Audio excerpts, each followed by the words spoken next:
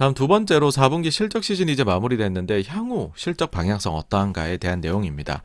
일단 거의 실적 시즌이 마무리돼서 99%가 나왔습니다. 나왔는데 제가 이제 요거 여러 차례 저희 채널에 계신 분들 보여드렸죠. 코로나 이후로 애널리스트 분들의 이익 추정치 대비해서 실제 이익 나온 게 서프라이즈가 어마어마하게 높았다. 평균이 20%였다.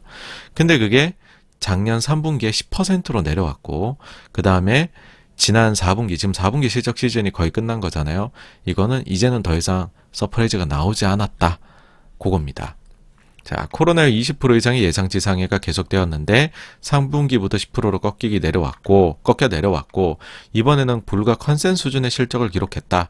이제 더 이상 우리는 코로나 이후 보았던 서프라이즈를 볼 수가 없어졌다.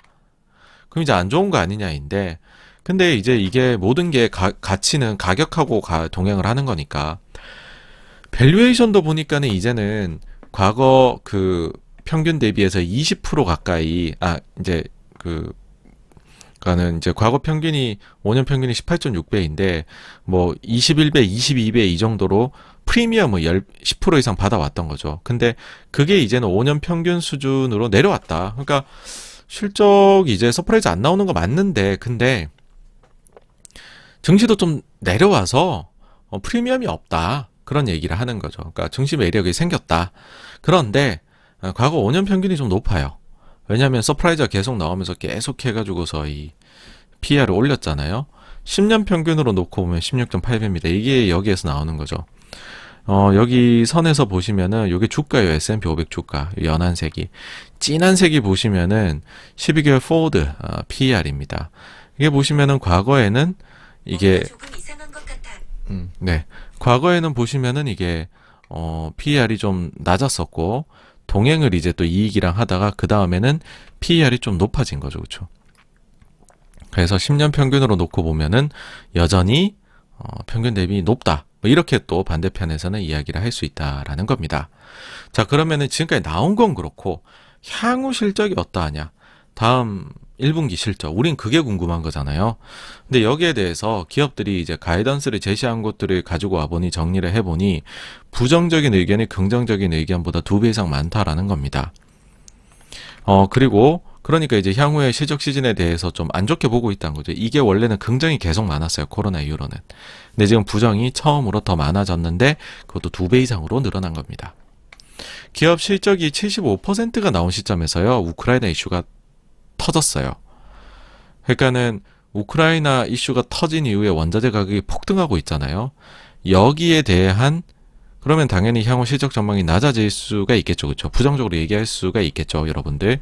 근데 이게 실적이 이미 75%나 발표된 상황에서 시작된 것이어서 그래서 우크라이나 관련한 추가적인 가이던스 하향이 제가 볼 때에는 아직까지 우리가 보는 이 실적 추정치는 반영이 안 돼 있는 것 같다. 향후에 그래서 이게 더 내려가지 않을까라고 전 개인적으로 생각을 합니다. 그럼 이제 2월이 끝나니까는 팩트셋에서 이걸 냅니다. 첫 2개월 동안의 실적 추정치, 그 다음 분기에 대한 변동이 어떻게 일어났느냐라고 보면 코로나 이후로는 계속해서 상향 조정이었어요. 이때는 막 강화되죠. 2.7, 2.8, 5.2, 5.8. 근데 그 다음에는 3.8, 0으로 내려옵니다. 실제 어닝 서프라이즈 비중을 보세요.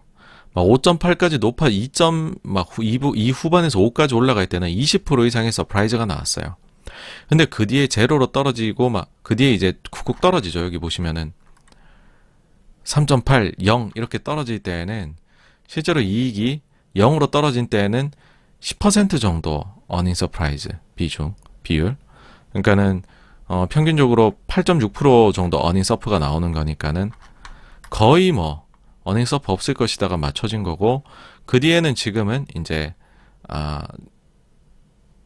마이너스 1.2가 나왔어요. 그러니까 이번 1분기에 대해 가지고서 지금 처음 2달 동안에 실적 추정치 변동이 코로나19 처음으로 마이너스로 돌아섰습니다.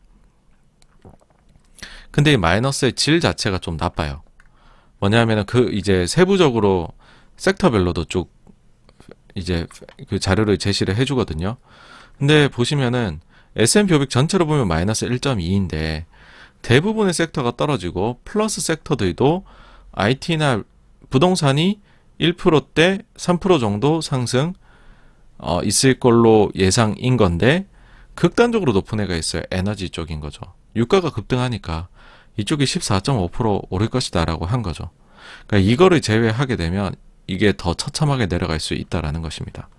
진짜 에너지가 오로지 한 주익에 비칩니다. 지금 미국 증시에서. 그래서 되게 저게 지금 불균형적으로 나타나고 있기 때문에 이익이 하향되고 있는데 그 세부적인 질도 나쁘다. 그렇게 평가를 하고 싶고요. 참고로 근데 이제 에너지 주식 혹시 가지고 계신 분도 계실 수 있으니까 미국의 거 보시면은 미국 에너지 주식들은 철저하게 이익 추정치하고 똑같이 움직입니다.